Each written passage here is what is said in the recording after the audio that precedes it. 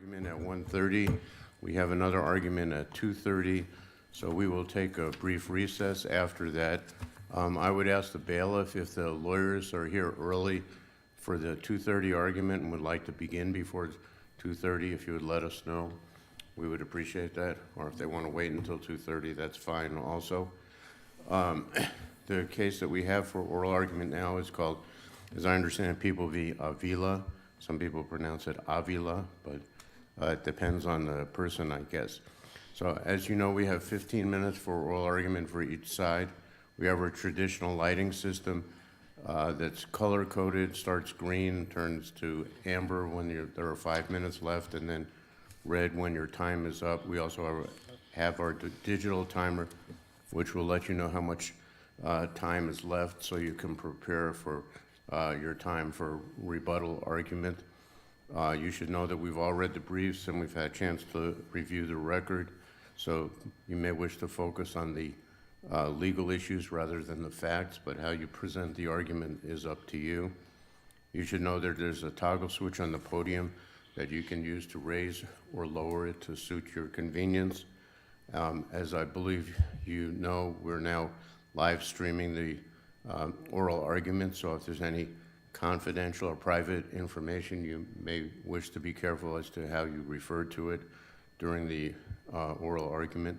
And finally, I would ask if anybody has a cell phone to make sure that it's turned off so it doesn't interrupt us inadvertently during the argument. So with that, we're ready to proceed with the oral argument.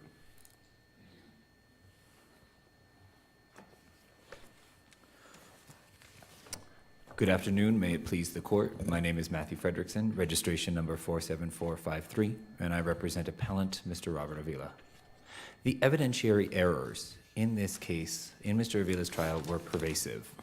They disparaged Mr. Avila and generated sympathy for DG in a case resting entirely upon credibility. Each error individually and in the aggregate entitles Mr. Avila to a new trial. The first evidentiary error is the improper introduction of a text message allegedly sent from Mr. Avila to a Manuel NSC. Pursuant to a division of this court's ruling in People v. Heisler in 2017, the authentication was not properly laid for the introduction of that text message. Specifically, People v. Heisler requires, one, that the person offering the exhibit or offering the text message show that the content of the text messages is accurate. That was done here by Detective Page, who took a picture of the text messages.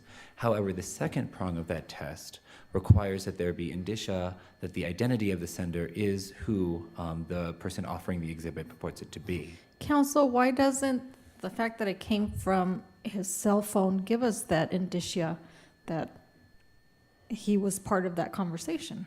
Your Honor, that's only number one on the list of indicia of the identity of the sender, is whether or not it came from a phone associated with the person whose phone it allegedly came from. But there's a list from which two different indicia need to be present. Heisler specifically requires two different indicia, and no other indicia was provided. One, because Manuel did not testify. Two, because there was no indication that this was the kind of conversation Mr. Avila would have had with this Manuel individual, and the circumstances surrounding the responses were inaccurate or did not align with the actual facts alleged. But doesn't SR's testimony also provide some corroboration in terms of when the young women were in the motel room when they left? I mean, it seems to me like the circumstances surrounding the timing of the message is also significant here. No, Your Honor, because of the facts in this case. So the response was, or the initial text, and I apologize, it is an offensive text, which rates on the harmlessness of it. But I just fucked these bitches at, and the response was were, or W-E-R, which we are assuming means where, W-H-E-R-E. And the response was here at the pad they just left. It was sent at 12:17 around then, 12 noonish around then, but the women were left first thing in the morning. Mr. Avila is alleged to have only had sex with one of the women, and this wasn't his quote-unquote pad or residence, it was a motel room, which was a temporary stay. And so the actual facts don't align with what the text messages reveal. So no, those aren't corroborating of the substance of the text messages, or that Mr. Avila was the sender, because they don't align with the facts in this case. So under Heisler, the text messages should not have been admitted. It was error for those text messages to have been admitted without the proper authentication. And those text messages were not harmless to Mr. Avila because of that offensive content in those messages. They showed Mr. Avila to be an aggressive male who was using women as kind of a conquest or in a cavalier way. He was reducing women more to objects. Yes, Your Honor. How is that more harmful than being in a bed with three women, you know, two of whom he was intimate with, his girlfriend and then the alleged victim? Your Honor, true. At that evening, he was not intimate with DL, his girlfriend at the time. It was just DG, the woman who is the complaining witness, or the complaining victim. And that the actual act, if what DL had said, she had given him quote-unquote permission to have this sexual relationship with GG, and he did in fact appraise her ability to consent, and she did consent, which is what the defense alleged, it would read much differently than this conquest that he portrays in these text messages. They undermine his supposed respect, or the respect that the defense was alleging he had with these women, or with specifically DG, someone he had known and been friends with for 20 years. But that's precisely what makes them probative. True, Your Honor, but probative is not authentication. Authentication is required first, and that's where the court jumped to, is they have probative value, but didn't look at whether or not they could be authenticated to be admitted. And for that reason, it was error to have admitted them under Heisler, because that is the initial inquiry by the gatekeeper judge on whether or not the text messages could be admitted and should have been admitted. They did have value, but they didn't have the authentication and the foundation required for their admission under Heisler. Mr. Frederickson, let me ask you a question following up on my colleague's questions about the Heisler decision. Based on Heisler, do you think that the only way text messages can be admitted into evidence is through either the sender or receiver of the text? No, Your Honor. Because of that fourth factor under Heisler, there could be additional corroborative evidence. It was just not present here. Heisler, I think, provides a non-exhaustive list of what could corroborate authentication. They provide 2 and 3 as kind of a guidance that we can look to for what other variables or factors would be considered. Those things aren't present here because Manuel didn't come in and testify, and because the facts don't support don't align specifically with the content of these messages. But also because Avila took his right to remain silent and did not testify to the text messages, and there was no indication about how Mr. Avila dealt with or responded to, with at least his male colleagues, a sexual interaction like this. And this kind of sexual interaction, at least the way he portrayed it in the text messages, did portray him as cavalier, that this was a conquest, that women were reduced to objects, and their consent was thus irrelevant. And that's kind of what the derivative taken from those text messages as compared to the softer text messages, if you will, between him and DG, where he's kind of responding to her as he would a female friend in that the night before and that day. So it's a different vein, it's a different tenor on these text messages with his male colleague as it was with the female colleague who then was accusing him of this sexual indiscretion. In addition to that, the text message which was not harmless to Mr. Avila because of the harmful offensive content there, we also have unqualified expert testimony under Rules 701 and 702. I want to draw the court's attention first to Detective Page, who testified to how sex assault victims are and how DG responded like a typical sex assault victim. He, in one fell swoop, did away with most of the impeachment that the defense attorney was offering for the jury to consider in her presentation of the facts. Her delay in reporting it, her hesitancy in speaking to the officers, and her refusal to hand over her phone, all of those things were dealt with when the prosecutor asked Detective Page if this is how sex assault victims typically respond, this hesitancy to speak with the police. Mr. Frederickson, or is this an issue that we're reviewing for plain error or harmless error? We would submit to the court that it is preserved for this court's attention for an abuse of discretion standard because of the defense attorney originally objecting to it. And I do have the citation for that if the court would like that in my notes at my desk. I don't think that's necessary. Thanks. Of course, thank you, Your Honor. We do believe that it has been preserved for review under 701, 702, and People v. Van Alonzo, that based on Detective Page's qualifications, specifically his training as a police officer, he did not have the requisite qualifications to provide the jury with a psychological psychological makeup of how alleged sex assault victims respond. The population that he was familiar with were alleged victims, not necessarily those that had been proven to have been victims. So he's responding based on a pool or a population where it wasn't determined for sure whether or not they were in fact sex assault victims. And he didn't have the requisite training to develop a psychological makeup on sex assault victims. His training came through the police academy, and though it may have been more because he was a detective, it was not the years of study that psychiatrists, psychologists, therapists would have. So he was unqualified to tell the jury that in fact DG was responding like a typical sex assault victim. And in that fell swoop, the harmlessness analysis here, he is telling the jury that a lot of the impeachment offered by the defense is common, is typical of a sex assault victim, thereby usurping the role of the jurors on determining the credibility of DG, which was the hinging point of the case.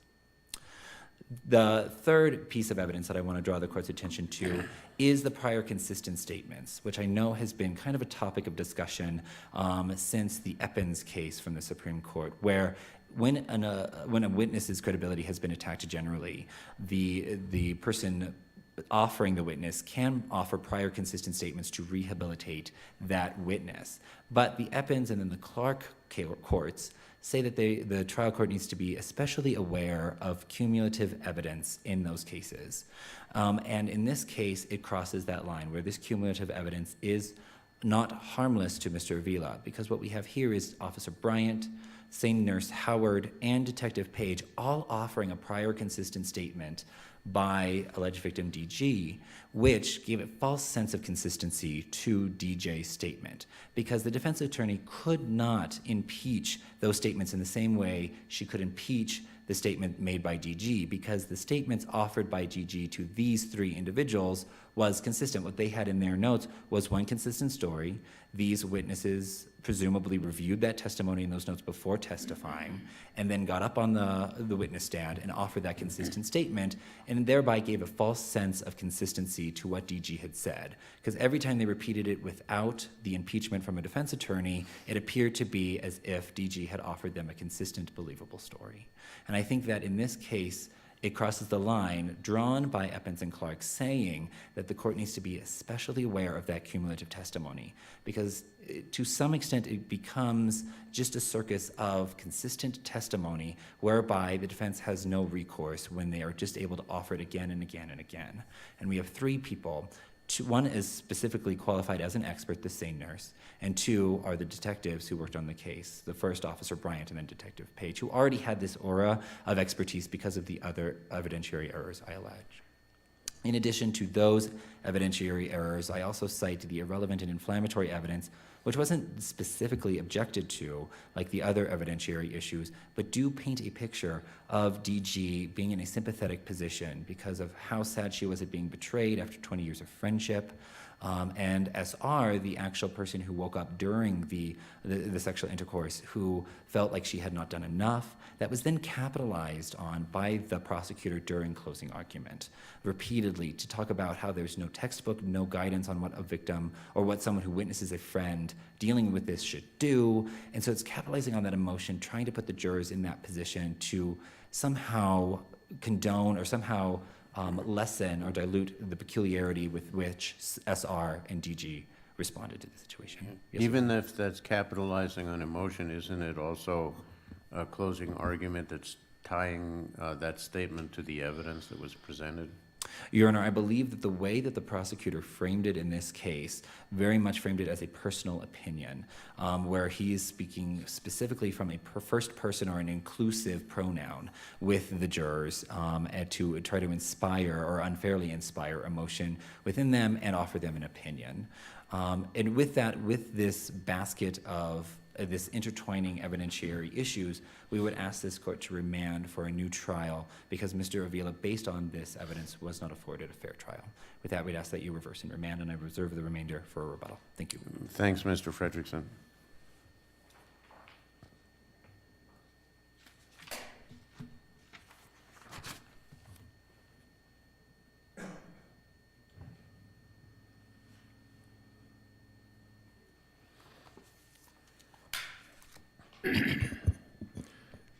Good afternoon, Your Honors. May it please the court, my name is Majid Yazdi, registration 36043, representing the people of the state of Colorado in this case. I'd like to start with the first issue, incriminating text messages. First of all, I think this issue has been waived because defense counsel expressly agreed to the admission of the messages from the victim to Mr. Avila, the defendant, and used it during arguments that those indicated that there was some conversation going on. So to support the consent defense, those messages were actually relied on. So the question of foundation, authentication is completely waived because the messages were expressly approved for the admission by defense counsel, no objection, and in fact, agreeing to the admission. Secondly, there is nothing incriminating about the text messages. Just because there are some vulgar references to the relationship or to what happened doesn't mean that there was a crime. There is no admission in those text messages that there was lack of consent on the part of the victim. That's why no matter how offensive they are, no matter how vulgar they are, they don't constitute incriminating, they don't have any incriminating value for... Well, except for corroborating that the intercourse took place. Of course, that was not questioned. not in That was undisputed, of course. And during oral argument, defense counsel actually mentioned that, well, the language is not appropriate, but it doesn't mean there was a crime committed. And that's exactly what the texts indicate. As far as unqualified, unless the court has any question on that issue, I'd like to move to the next one.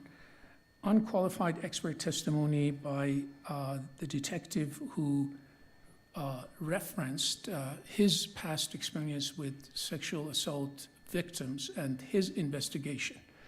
This was an appropriate response, rebuttal, to the cross-examination that defense counsel made of this particular detective, saying that emphasizing the fact that the victim had shown some reluctance to be interviewed regarding the incident, set up an appointment, canceled it, did not voluntarily go to the police station to have the interview done there. Police had to come to the workplace in order to do that, and she was nervous during the interview. Defense counsel, during cross-examination of this detective, highlighted those, suggesting that there was something, some indication of lack of credibility because of the lack of willingness on the part of the victim to voluntarily go and have the interview done. Even during closing argument, this point was used against the victim again to say that this is the language. She's not cooperating. That's not normal. So that is the theme of defense, that the behavior somehow was abnormal, indicating lack of credibility. Mr. Yazdi, even if what you say is correct, wouldn't it have been appropriate for the prosecutor to request the trial court judge to allow further examination of the police officer and have him qualified as an expert? Your Honor, the responses that were, or the testimony that was elicited from this detective was not expert testimony. It was only placing his experience, making his experience, personal experience in dealing with interview, in having interviews with potential victims, just saying that based on your experience, is this normal or not? Didn't the detective say that his experience consisted of 300 interviews with either alleged or actual sex assault victims? Yes, Your Honor, but the comment that is being challenged is not a general comment about sexual victims, in general. It was limited to, and the questions were specific. In your experience, in your personal experience, is this unusual for victims, for example, not voluntarily come for the interview? There's nothing about, I mean, that's not expertise, that's not expert testimony, and it cannot be rebutted by another expert coming and testifying for the defendant, because it is limited to this detective's experience. Well, I thought that the Supreme Court said in Venalonso and in the Ramos case as well, that the test that we need to consider is not just experience generally, but the experience of everyday people. I mean, am I recalling that correctly? You're right, Your Honor, that there can be situations where the line can be crossed, that even though based on personal experience, it may amount to expertise and expert testimony.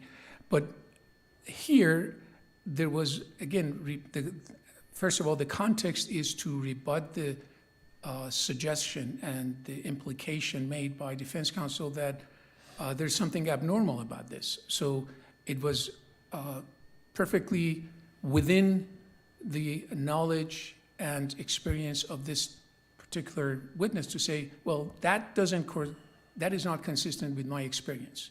So that doesn't make it an expert, make it expert testimony or testimony based on certain expertise, but just saying that based on this particular detective's experience, it is not consistent with what was being suggested. So that context makes it less as a general comment and limiting it to the specific point that was raised by defense counsel as rebutting that. And I think that context makes it appropriate here because, again, it is limited to this witness's experience, even though the number of interviews that he had done or investigations that he had done was referred to, but that was not the point of saying that, therefore, his comment should be treated like an expert witness commenting about victims in general. Well, clearly, people that don't have the job that this detective had would not have had these experiences. Doesn't that put it under the category of expert testimony for Venalonso? Well, it is true that it is not something that people cannot relate to, that it would be completely, It's outside the experience of a normal juror. No, I don't think this qualifies as something that is completely outside the experience of normal people to relate that, well, there must be some, people who are reluctant to,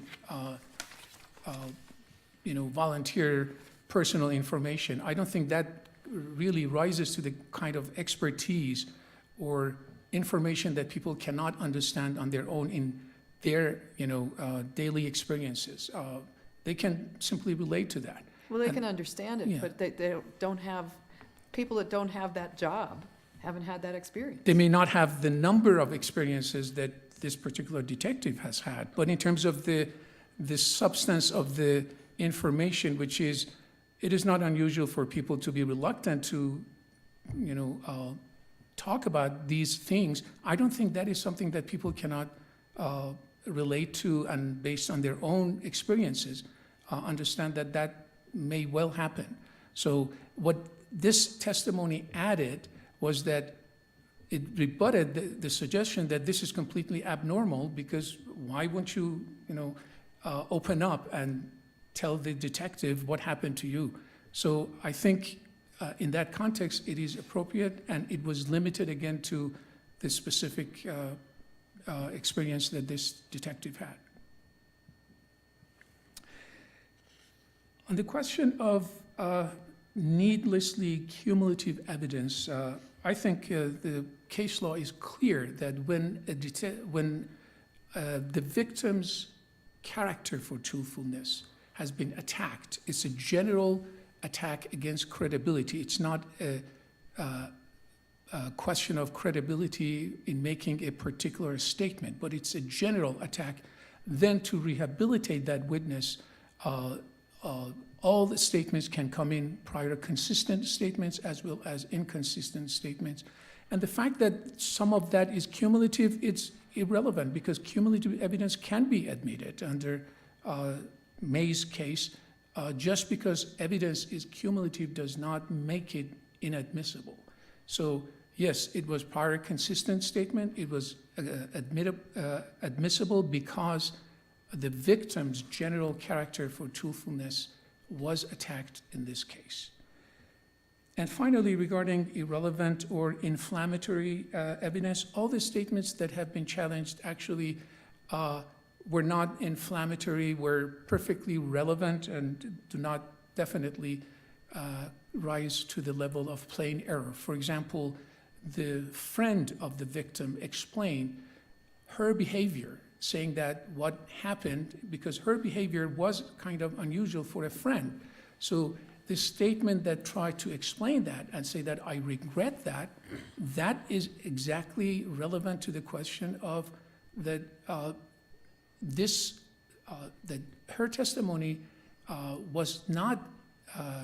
did not lack credibility just because her behavior did not correspond to what we expect a friend, to do. So the justification or the reason for that explanation was that, yes, she behaved in a very unusual way by not taking a more aggressive action, calling the police or asking the victim to get up and both leave the motel room.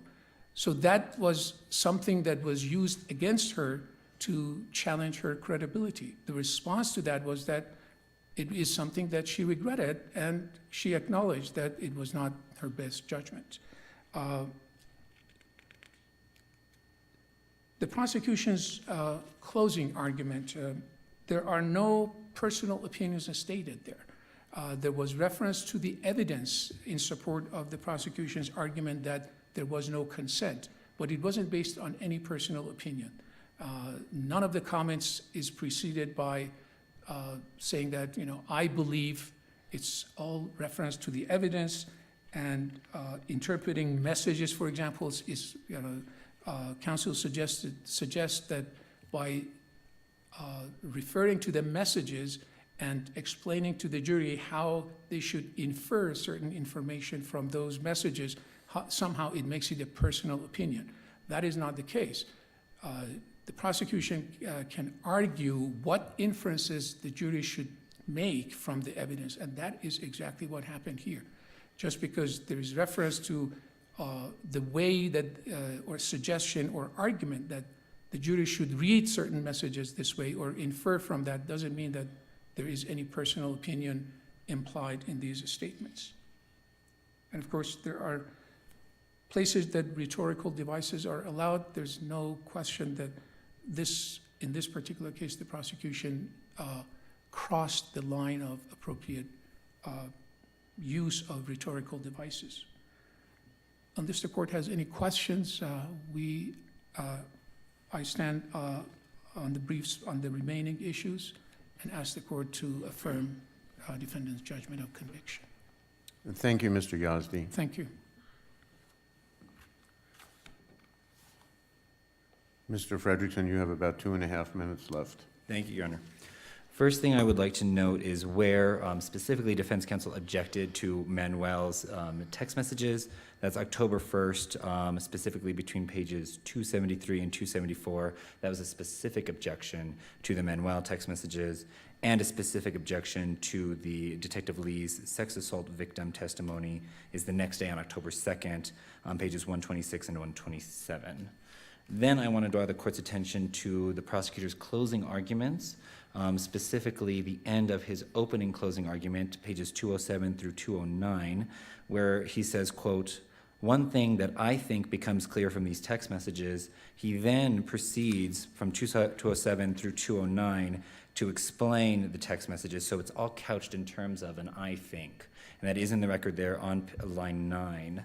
And specifically to Judge Terry's question about whether or not these text messages just show sexual intercourse happened, how they're used by the prosecutor is to use them as a bragging, is to use them as a chauvinistic, a cavalier approach to sex. On 208, we see that he's saying, he's bragging about it. He thinks it's awesome what he's just done to these women. And so it's being used for how we cite them in the briefs to discuss harmlessness.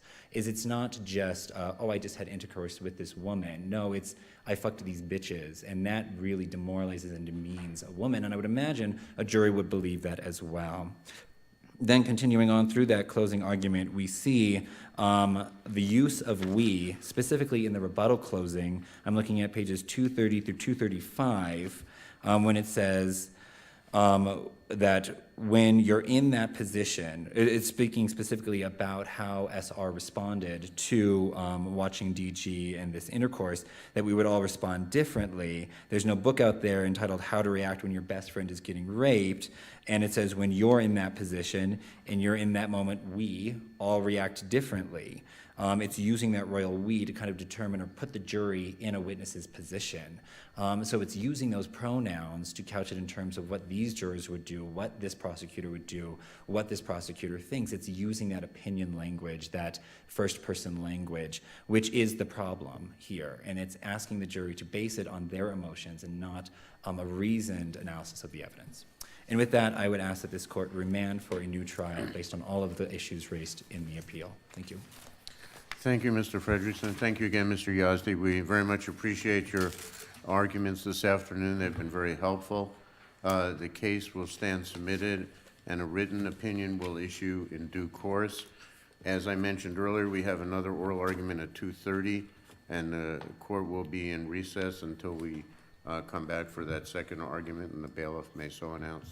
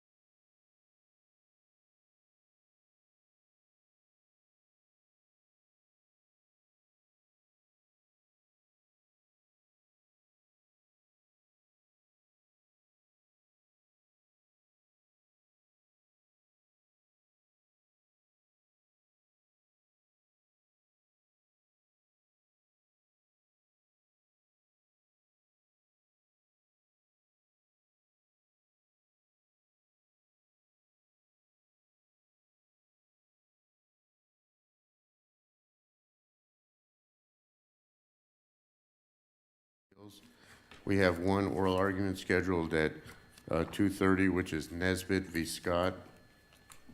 I see the council are here and ready to go for the oral arguments. Let me just briefly review the procedures, which I think you're probably familiar with, but I'll review them just to be sure. As you know, we have 15 minutes for each side for oral argument. We have our traditional color-coded lighting system that starts green, turns to amber when you have 5 minutes left, and red when your time is up. We also have the digital timer, so you know how much time is left, and especially if you're the appellant, you can determine how much time you want to reserve for your rebuttal argument. We have all read the briefs, and we've had an opportunity to review the record, so you may wish to focus your arguments on the legal issues rather than the facts of the case. You should know there's a toggle switch that you can use to raise or lower the podium as you wish.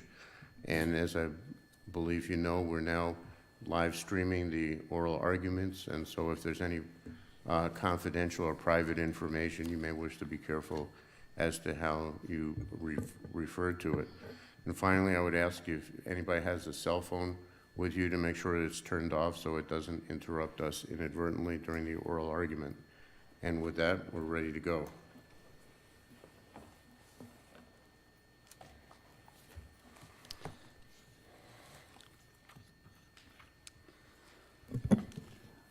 May it please the court, Steve Fox, bar registration 32095, on behalf of appellant. Oh, excuse me, before hearing your name reminded me, before we begin, I just wanted to mention that Judge Fox is no relation to you as far as everybody knows, and I just want to state that for the record. There are a lot of us out there. Okay, you may begin. Thank you. I think and the court has probably already picked up that there's a threshold issue in this matter here, and it is the scope of the remand issue. I think in looking at that particular issue, I would direct the court to really look at what was found in the prior appellate opinion 14CA2265 about the Middle Creek property easements and where those easements were located. And I think if you were to look at the map that was included with that opinion, it's on page 3.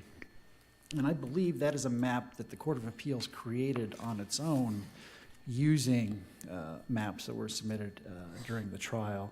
But I think it's clear that they identified the Middle Creek properties with the highlight in orange, and they also, importantly, put dotted lines where they felt the Middle Creek Road was. And in looking at that map, it ends where the Middle Creek properties end. So I think that's an important consideration of what the court was looking at when they were considering what is the scope, geographic scope of this appeal. And I understand that there was references to Cascade Avenue. I think in those proceedings, the references to Cascade varied there was different names for it throughout, but I think the labeling here isn't the important thing. It's the determination of what was determined, and it was those Middle Creek properties where they were all conveyed on that same date in 1961, where the court found that implied easement of necessity. And basically, that's where the court found that there was no further determination of whether crossing those properties provided access to a public road. So if the court were to construe and adopt the Scott's argument, there'd be a gap where there's been no determination of whether there's a present enforceable right to basically get to these properties from Cascade Avenue, the public portion of it, through this Middle Creek easement there. As far as the substance of the remaining arguments, the key argument here is was there a determination of a present enforceable right to cross this disputed section. The court and the Scotts agree that whatever order the Judge Mattoon issued here wouldn't be binding on any non-parties in this matter here.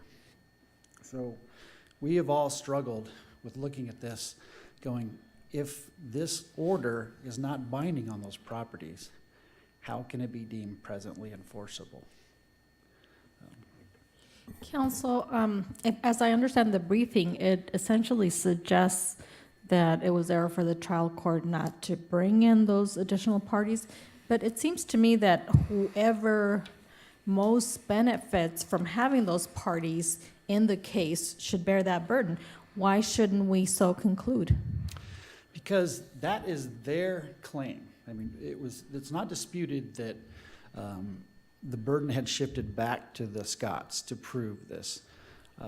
They picked the route, then they picked the legal theory that would apply to that route. That route could go through one property, it could go through 12 properties. The legal theory for each one of those properties could be different. You know, it shouldn't be left up to us to help them prove their case. It is not our burden to bear. They're the ones best situated to determine, this is the theory I'm going to establish to cross this particular piece of property. These are this is how I have to get there. If it was a deeded right, then arguably you wouldn't have to bring in those properties. But for these rights that, like an easement by estoppel or a public prescriptive easement, that aren't going to show up in the record, they're better. They basically have to make that determination of, okay, then what do I need to do to get a binding enforceable decree on those properties that is going to basically fall outside a deeded right? You may proceed.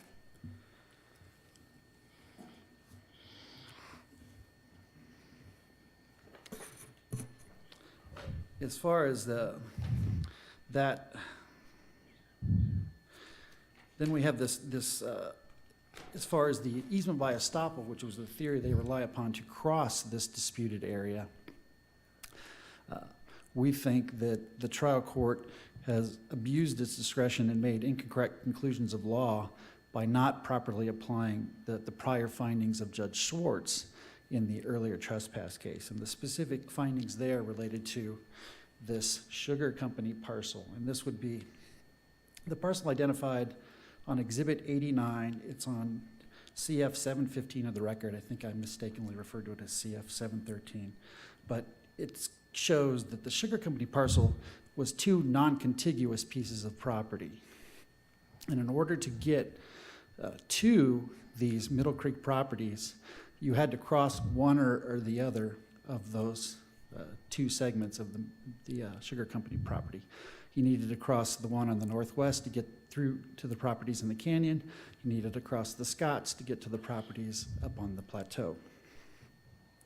And what Judge Schwartz found was that in looking at the intent, there was no intent to have this easement be appurtenant and run with the land. Now, I think we may call into question that finding there, but it's a finding we have to live with.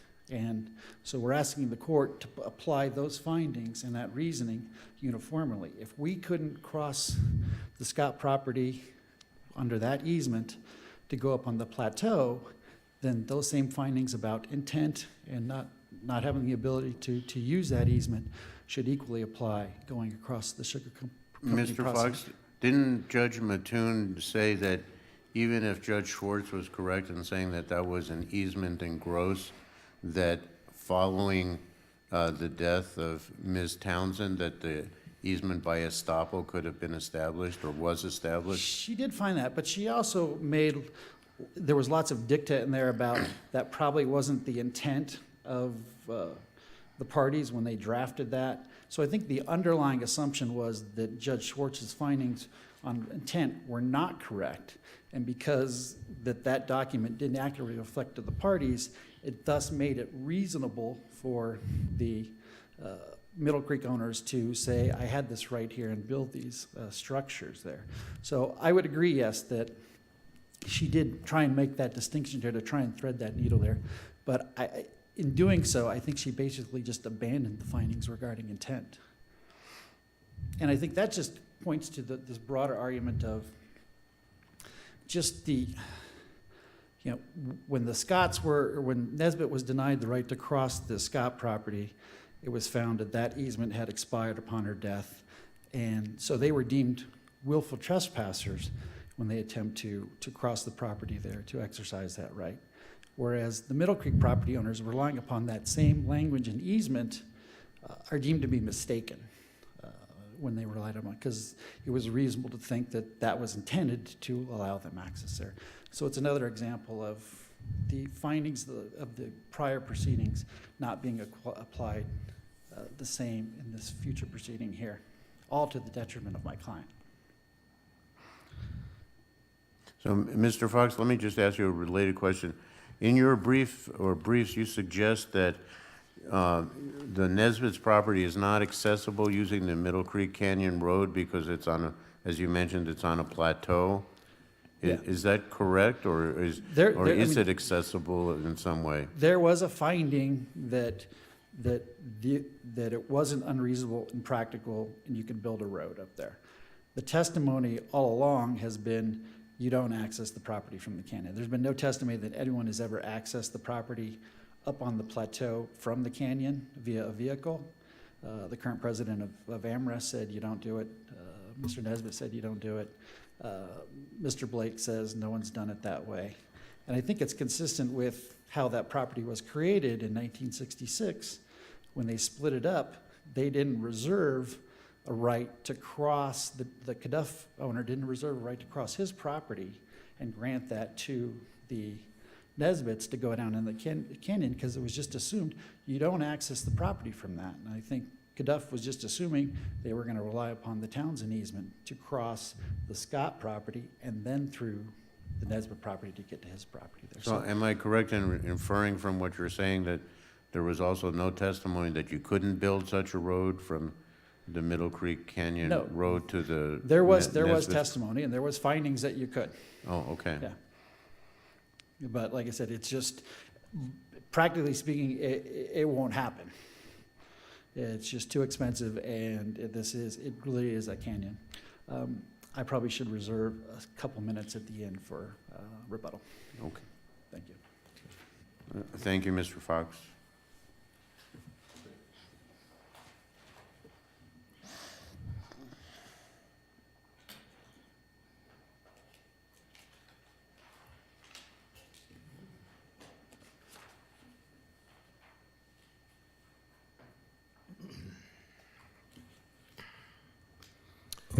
May it please the court, good afternoon. My name is Parker Semler, bar number 20985. I appear on behalf of the Scott family.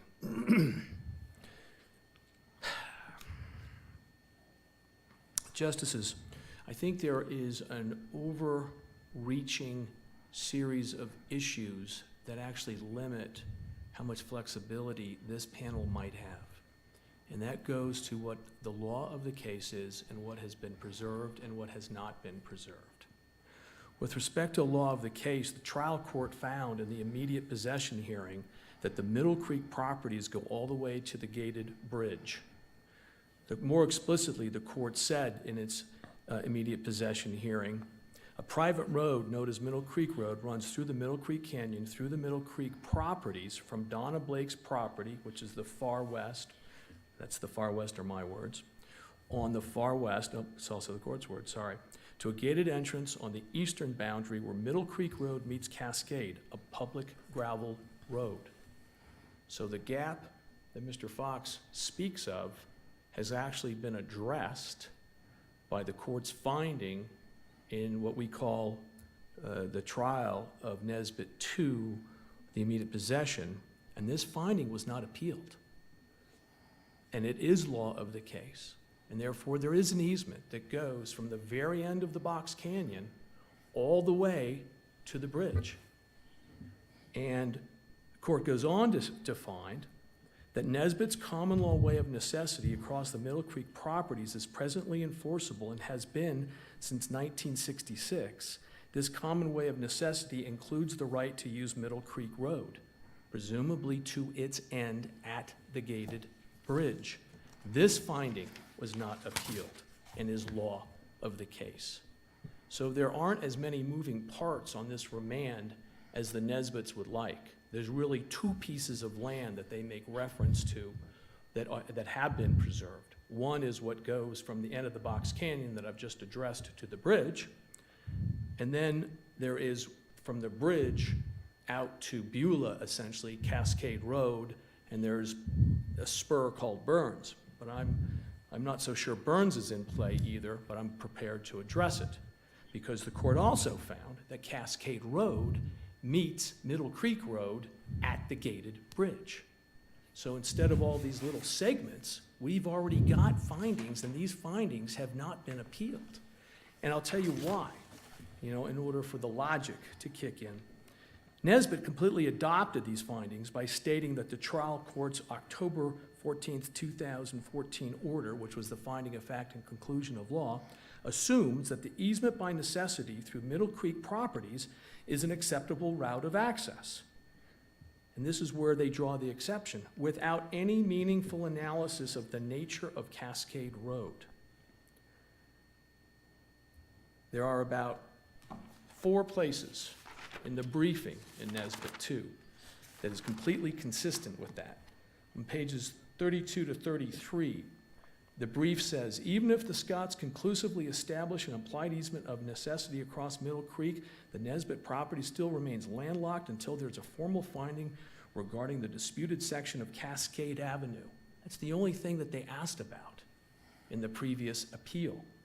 Page 33 goes on to say, because this is part of the Indispensable Parties Act section, without a formal finding that the entire length of Cascade Avenue is a public road that is binding on these Cascade property owners, there remains an intervening private property that prevents Nesbitt from reaching a public road. That's on page 33. There is absolutely no discussion in Nesbitt 2 of anything to the north or the northwest, what direction you want, from the bridge. Therefore, this is law of the case. The whole issue, frankly, as to whether, and this is also what Judge Mattoon found, because Judge Mattoon initially said the scope of the remand is limited to Cascade, because the remand order, there were descriptions, is how I would characterize them, that the Nesbitts would like to take advantage of. And the descriptions were, do they have a right of necessity to get to the bridge, essentially? And they want to take advantage of that and parse up that land into subsections. In fact, that's inappropriate. The judge found that the scope, for her purposes, was limited to a determination as to whether or not the Nesbitts had the right to cross Cascade Road in one of 2 ways. It could either be found to be a public road, which she found in very exhaustive findings, which have not been challenged on this appeal, or they could have the same, or the Caduffs, the Middle Creek property owners could have the right somehow to use it, and would they have a private right to use it? This all comes from John Blake testifying that his parents owned it. What Mr. Blake didn't testify to in completeness is that all of the Middle Creek owners owned Cascade Road. So in some respects, it's a little frustrating that we're on this remand, because Mr. Caduff owned a fee simple interest in Cascade Road. He also had owned, by an assignment from Mr. Walters, an easement, if you want to be concerned about that Burns spur, not the Burns track, but that little piece of Burns Avenue that goes a different direction. Mr. Walters gave the Middle Creek, actually, that's not quite right. Mrs. Townsend assigned the easement from Walters to her to use Burns Avenue, but it says to the creek. And I had both Mr. Blake and Mr. Caduff, 2 of the children of the original grantees of that easement, testify that the intent was to get all the way down to the creek. That was testimony in this proceeding on remand. So there really is, it's really not, the only argument fighting whether or not there is anything to what I would call either the south or the southeast of the bridge has to do with a re-energized effort of what I would describe. They say it's not an indispensable parties argument, but it really is. There's an issue in the Nesbitt brief that says it really fights indispensable party, and they won't get off. It's virtually vexatious. They won't get off this argument that presently enforceable must mean adjudicated. But that's just clearly, that's clearly not supported by any of the case law. The case law basically says under these circumstances, whenever the time has passed, whenever there's an easement by necessity, or if it's an easement by prescription, certain things come into existence as a matter of law. And in this case, it's the easement by necessity because they had the right to go down Middle Creek Road, as you know, the Nesbitts had this, stepped into the shoes of the Caduffs. Caduffs had the right to go down Middle Creek Road. They got the right to get to the bridge as found by the court law of the case. They had the right to cross Walter's northern part of his property that was outside of the subdivision by virtue of the assignment from Grace Townsend to them when she sold Cascade Road in fee simple. So there's absolutely no argument in it from our perspective that carries any significant weight that Mr. Caduff has had a right to go down that entire chunk of land and all the way out to where Cascade is undisputably a public road, which is near where it hits Vine Mesa Road. Mr. Sendler, if the Nesbitts, as you say, have the right to use the Middle Creek Road to access their property, why have they been insisting for all these years that they want to build a road over your client's property? Well, for starters, they did build a road over our property. I understand that, and then you revoked their We permission. revoked the right to use it. It's because it's less expensive and more convenient for them. That's the simple answer. And I think it's turned into a very spiteful confrontation. This has been going on for 8 years. Mrs. Scott, before you is Vicki Scott, the daughter of Catherine Scott. Catherine Scott is 84 years old. She's been going through this for the last 12 years of her life. It all started with a willful trespass. Now it's continued with what I believe is getting close to a vexatious condemnation proceeding. They won't take no for an answer. They're using some of the same arguments that they've already lost in this brief that they lost in what we would call Nesbitt 2, the previous appeal. So it's less expensive, but there's been very explicit findings that it is not overly expensive, challenging the value of the estate that seeks to get the asset. So it falls within the exception to the condemnation proceedings. There is a viable alternative access. It is not something that has to be adjudicated. It just has to be presently existing. And that's what we have time after time, and from our perspective, proved at the trial court level and at the Court of Appeals. Previous courts said we're not sure about it. Frankly, that was confusing to me. You had Rocky Mangini, a surveyor of 30 years, say it was a public road. You had Mr. Blake say, no, it's a private road. As it turned out, Mr. Blake was right. However, the court, had a reasonable basis for its previous decision. But it's sort of ironic at this point that Mr. Blake was right, but he didn't tell us that Mr. Caduff also owned it. And with Mr. Caduff owning that and the right to get across Walther's properties and get down to the stream, there has always been access to get down to the stream. That's a private right. And then the trial court, Judge Mattoon, made exhaustive findings. This is a pretty unique fact pattern that under McIntyre, you really can meet this claim of right of the government and use for 20 years in order to find that it is actually that there is a public right of prescription to cross those same properties. We've satisfied both prongs of that we were challenged on the remand.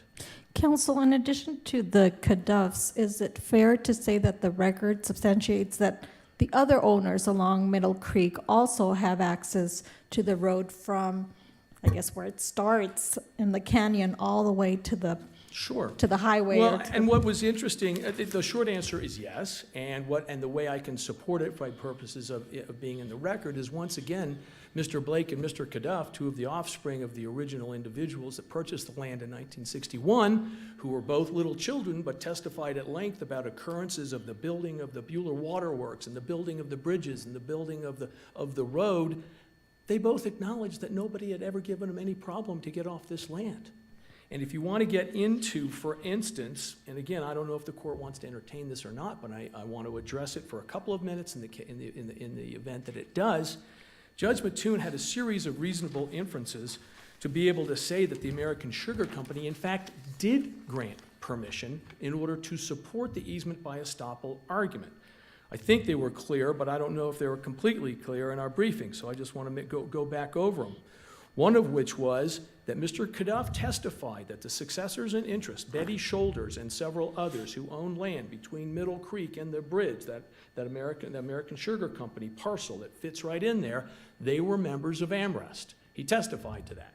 So and we know that the 1963 AmRest agreement states that this agreement is binding on the original signers and shall be executed with any new landowner before conveying to him a deed or contract to any portion of the land. An original affidavit of acceptance by the vendee of any sale is to be supplied to the association, with copies to all members of the association.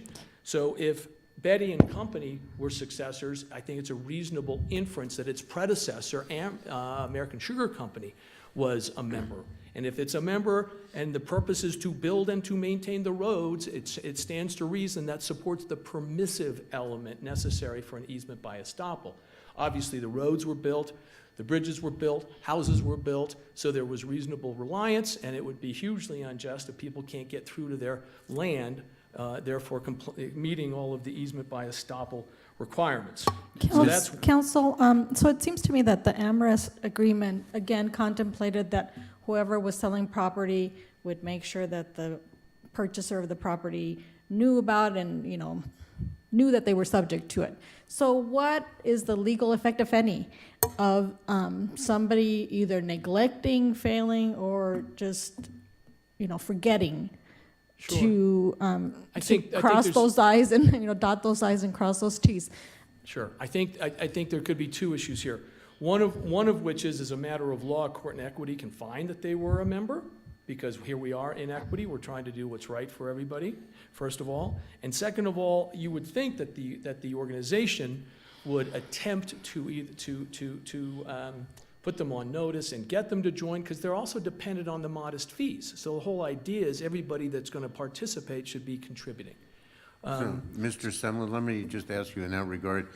It's not clear to me from Judge Mattoon's opinion whether the Nesbitts, as now members of AmRest, would be required to pay dues for going back to whenever they purchased their property. Do you know what the answer to that is? I don't have a great answer for that, Your Honor. There doesn't seem to be any language in either of the agreements. There's a 1963 agreement that's in the record, and I think there's a 2003 or 2004, which has got very similar language, but doesn't talk about going back and getting back dues. I would think at the end of the day, if they're going to build this road and make use of it, they should be forced to pay for it going forward. And it probably wouldn't be that fair to make them go back to pay for something that they didn't make use of historically. I have 35 seconds. One thing I'd like to leave the court with is that John Naylor, the expert hired by the Nesbitts, when I asked him if the Beulah Water Works was making a claim of a government when the county gave a easement that was too large, larger than the private portion of Cascade, he said it may have been permissive. And I said, well, what do you mean it's permissive? Who would give him permission? And he said the sugar company might have given him permission. That's another reasonable inference for the permissive element of the easement by estoppel if the court is concerned about what is north of that bridge. It's our position that court should only be concerned with what is south of the bridge, and that we have adequately addressed that you have a private right to cross it, and it's been found to be a public road. We've satisfied both elements of the remand. Thank you. Thank you, Mr. Semler.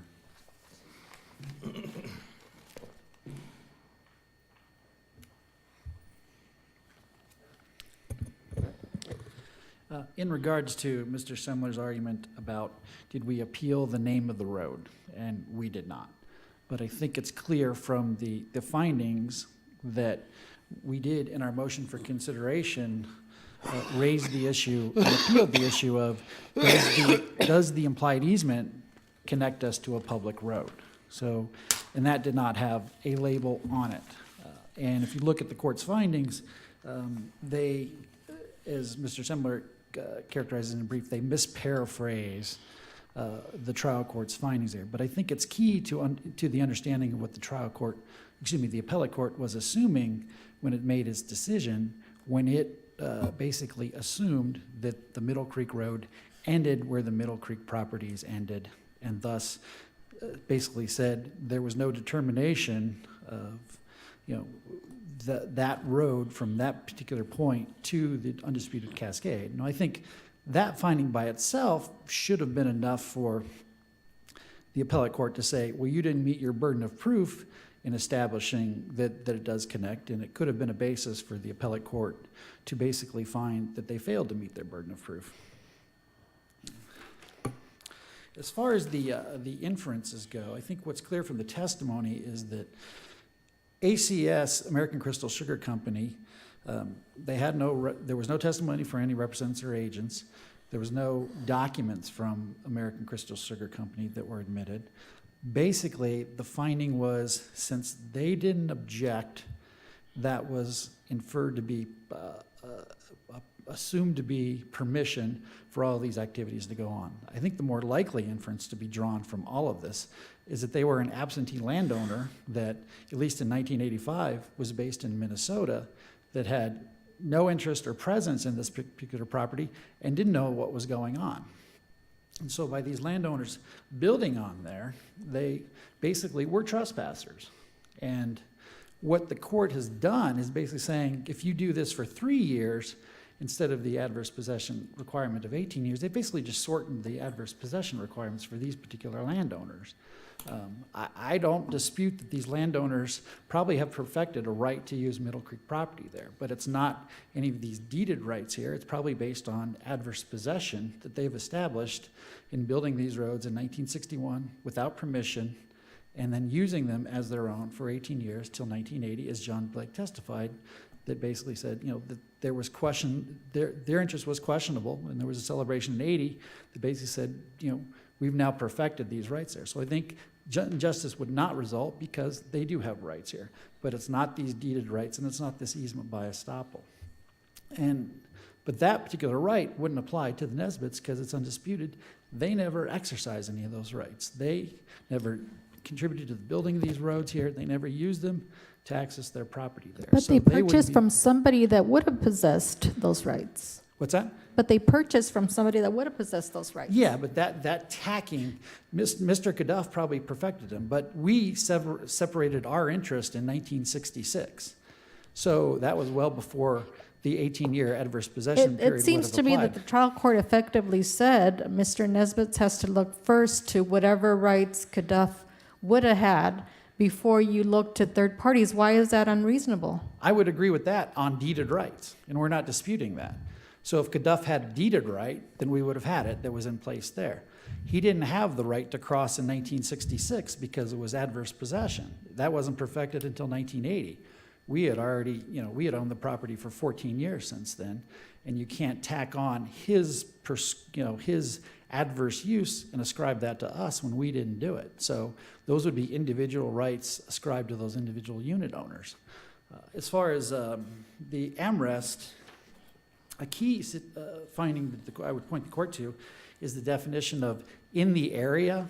And if you look at the Nesbitt deed in the area defined as what's in AmRest, you'll see that when Kaduff split up the property there, the Nesbitt property is completely outside the area defined as the area for AmRest property owners. And that would make sense because that was only for those properties that would benefit from a road in the canyon and had property in the canyon. Nesbitt did not. Thank you.